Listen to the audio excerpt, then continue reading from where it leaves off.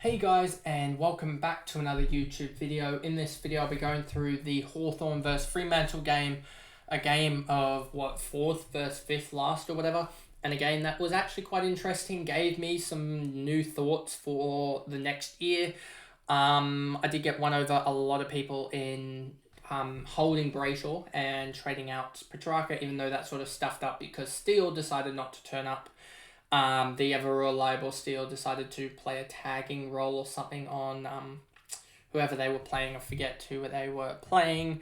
They were playing Brisbane. He put a tagging role on Neil, who still ended up with 100 odd fantasy points and 30 odd disposals.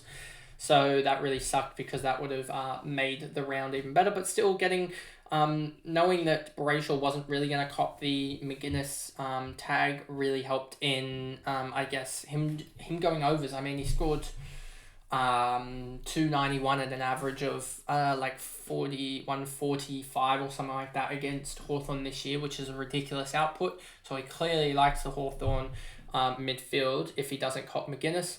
And MAGINNESS did all he could. I mean, he went to 4 different opponents and stopped them in every quarter. You'll see his effect, the MAGINNESS effect when we go to it. But yeah, Fremantle ended up running out pretty convincing winners by 37 points in the game, which I actually tipped wrong. I thought Hawthorn were going to do better than this, but I guess when you have so many different threats in the midfield and Nash not having his best game per se, tagging wise or putting a body on the other midfielders, and you only really have MAGINNESS there, Freo just found a way to get through them and I guess win it. So before we get into the video, remember to like and subscribe, turn the notification bell on so you know when I upload, and let's get into the video. So as you can see here, Dylan Moore 127, and this is something I was looking at. He was sort of in the back of my mind, is he gonna be able to pop? And I think he's now averaging 88, so that's gonna put him at, I think, around that 780k or somewhere around that marker. Yeah, 778. So he'll 778,888. So he'll be priced at 779. So that'd be interesting. He could be our F2. And so I'm trying to think through my head a little bit about who's going to be there. I think Track will get it. I think McRae will get it, but McRae needs to have Bevo gone or to move clubs. And Bevo, I think, will go unless Dogs make the final or the grand final. So I don't think that will happen anyway, because I think they'll lose to Carlton in week 1 anyway. Or they'll be knocked out anyway. So I don't think they make it past the first week of finals. So I think that's a thing to look at. You've also got... So I think that will really help McRae. And McRae, I believe, is priced at around about that 100 marker. If we look at McRae... 92. He's going to be severe unders, and he's played the games to be able to get it. So yeah, he'll be severe unders, and that'll be really good.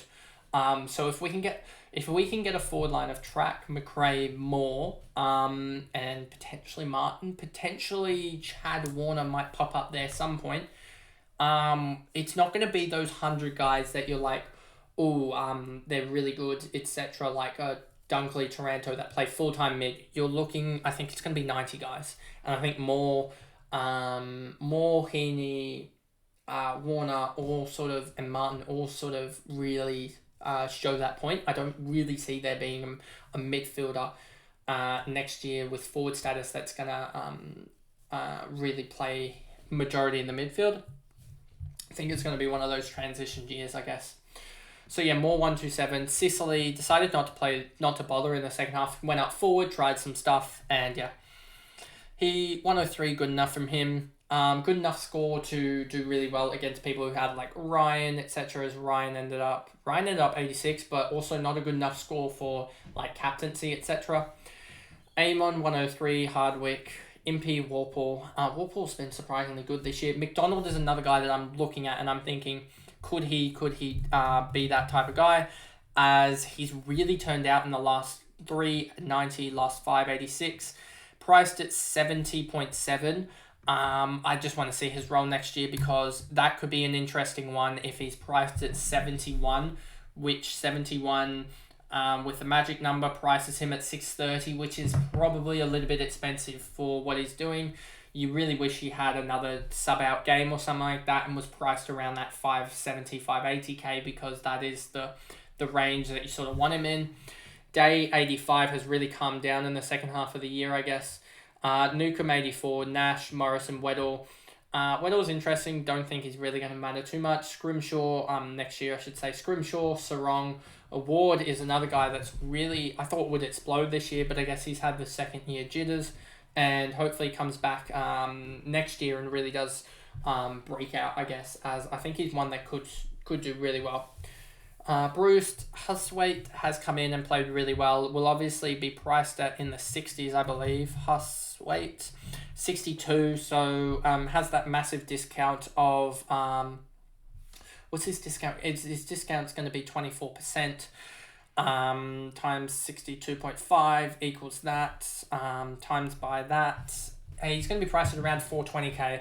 And 420k, not that bad. So, not worried about that.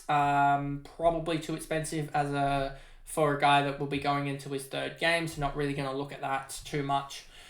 Meek Reeves. Meek was the guy that I was really, really high on and just failed, to be honest. Kaczynski, Blank, McGuinness, Ryan.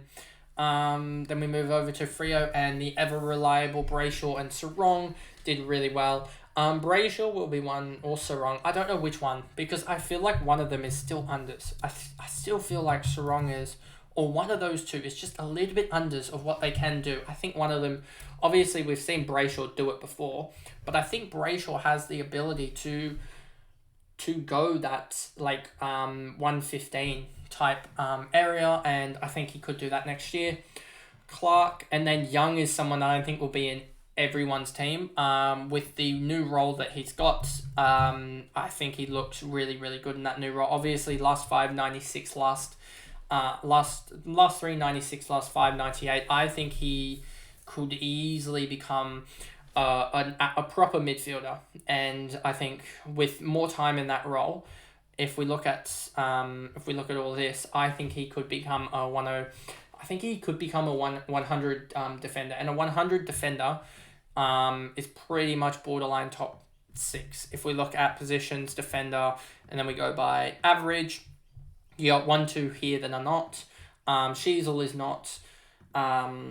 Those guys are not. So top 6 would actually be you are Nick Newman is not actually. So 100 would put him as the 6th best defender if he averaged 100 compared to everyone else here. So yeah, I think there is a lot of upside with Young, and if you can get a top 6 defender for that price, we'll obviously have to look at the other guys' pricing and see what they are going to average, but I think there is a lot of upside with Young, and I'd be jumping on him next year, to be honest, as his progression is sort of going slowly up, and we'll see if it goes up to that level that it's like, how do I do this? That, if I do it like that, I think, a little bit, it's hard to show on camera with a mirroring effect or whatever, but if I think Young is that type of guy that can go 100. I mean, if we look at Young here, go down a little bit, should have just searched him up. We go over here, and I believe you'll see it was 60, 76, and now, so it was 87 last year, 68 the year before, and 41 the year before that. So I think this next year is a year where he takes a big step. And we look here, and 119 and 52. If we look the year before that, 132 and 58. So I think he's going to be that guy that takes a big step. And if we actually look at his, he had this bad run here where he really set himself back, and then another bad run here. So yeah, I'm really looking forward to Young next year, as I think he could be that difference maker in the back line as we try and find some value. Emmett was interesting in his second game, really had a good game as a key forward or a taller forward. Schultz, Swiskowski, Luke Ryan, never again. Not going to be that out-and-out ruckman, and not going to be able to score enough. Frederick, Johnson, Cox, Hamling, Henry, Aish, Amos, Warner, Walters, Wagner, Sturt, Pierce, and Erasmus. Yeah, just nothing much for Freo. Erasmus could be interesting next year if he actually gets a run in the team, but I think they like Johnson more than him, or they're not really decided too much if we go to midfielders, Erasmus, priced at 52 now, so that will be good. He was priced, I believe, when we checked beforehand, he was priced at around about the 57 range, so he's dropped almost 45k in the last 2 or 3 weeks, which is good. But that is pretty much the video there, and yeah, there we go. So that is the video, and I guess I'll see you guys in the next video. If I bring it up, I don't need to. I think it's the Gold Coast versus North Melbourne game from memory, in which North Melbourne decided to just hand back the number 1 pick. They effectively swapped out pick 1 for pick 3 from what I can see. So yeah, just a crazy events, and I guess both teams, West Coast and North Melbourne, actually go out in pretty good fashion, in fighting form, I guess. And yeah, so just a really weird game, and we'll get to that in the next video. So thanks guys, and I'll see you in that video.